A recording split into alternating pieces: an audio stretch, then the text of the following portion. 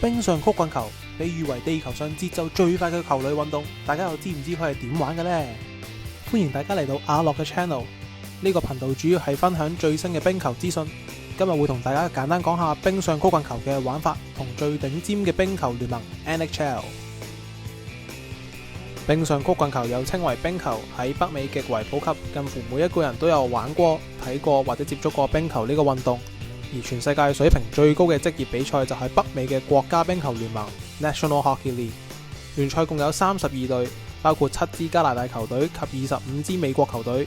每一季各支球隊都嘗試爭取進入季後賽，贏取眾多職業運動聯盟之中最難贏得嘅獎杯史丹利杯。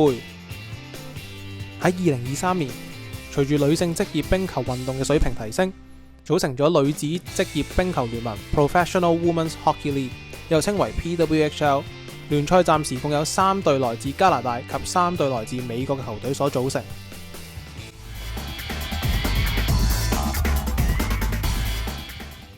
NHL 常規賽通常會喺每年嘅10月至翌年嘅4月中舉行。每支球隊每一季會進行82場常規賽事，包括41場主場以及41場作客比賽。當球隊喺常規賽贏得地域分區 Division 前3名或東西岸分區 Conference 嘅 Wildcard 前2名，就可以進入當季嘅季後賽。季後賽採用7場4勝淘汰賽制。如果球隊成功贏得所屬 Conference 嘅冠軍，就可以晉身史丹利杯決賽，爭奪聯賽總冠軍嘅名銜。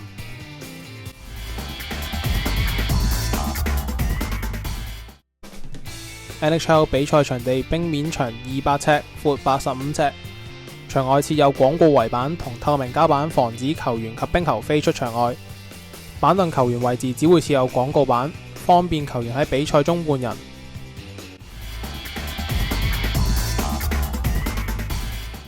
喺雙方板凳之間嘅紅色線係中場線，分隔咗兩隊嘅區域。線上嘅紅點亦會用作 face-off， 爭奪比賽暫停後嘅控球權。場上亦有另外8個開球點可以進行 face-off， 位置視乎冰球喺比賽暫停前最後出現嘅位置。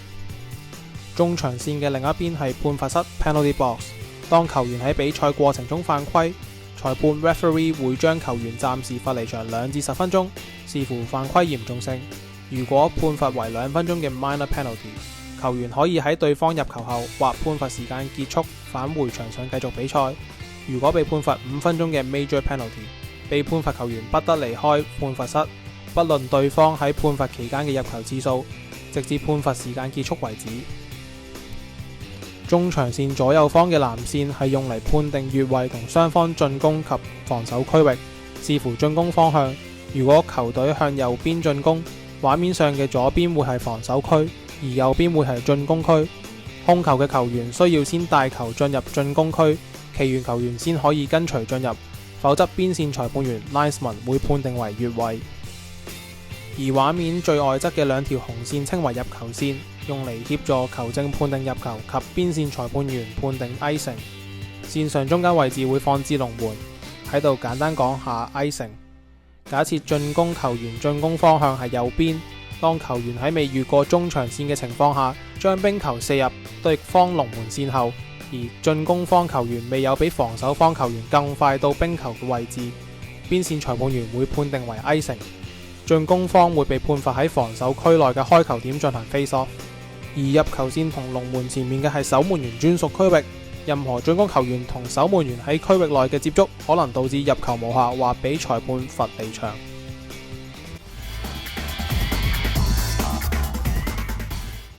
比賽規定球隊需要派出6名球員喺場上作賽，包括1名守門員 goalie、2名後衛 defenseman、2名翼鋒 winger 及1名中鋒 center， 連同板凳後備球員。每場賽事球隊最多可以有18名球員及2名守門員。一般球隊會配備4組前鋒及3組後衛作賽，以應付比賽節奏及高強度嘅身體碰撞。當1名球員被判罰時，被判罰一方只能派出4名球員，形成4打5嘅局面。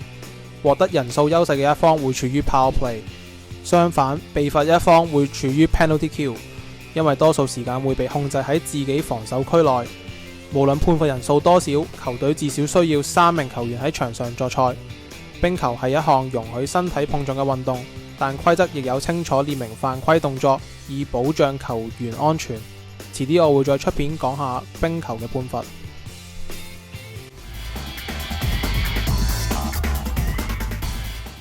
冰球比賽分為3節各20分鐘嘅時段，每一節之間亦有18分鐘嘅休息時間。因應唔同嘅聯賽，每節亦會加入電視廣告時段。以 NHL 為例，每一節會有3次廣告時段，球員會喺呢段時間稍作休息，場地工作人員亦會清理冰面。喺比賽現場亦都會有觀眾互動嘅環節。當60分鐘 regulation 之後，勝出球隊會得到2分。如果雙方打成平手，每隊會各得1分。然後進入5分鐘加時階段 overtime。加時階段會採用3對3比賽方式，有別於正規比賽時間。出現判罰嘅時候，被判罰嘅球隊會維持3人作賽，而優勢一方可以加入第4名球員。如果判罰時間結束，球證又因為其他情況暫停比賽，雙方將會還原3對3嘅比賽模式。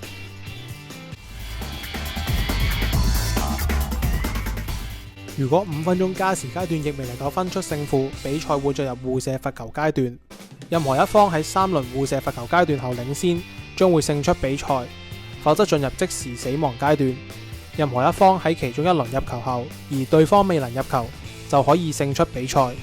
喺季後賽，加時階段會延長至20分鐘一節，每節之間亦會有18分鐘嘅休息時間。但如果入球出現喺任何一節嘅加時入邊，比賽會立刻結束，入球一方獲勝。24-25年球季亦都進入咗尾聲階段，各支球隊都出力爭取最後一個入季後賽嘅名額。如果大家對冰球有興趣，可以訂閱各大體育平台收睇直播賽事。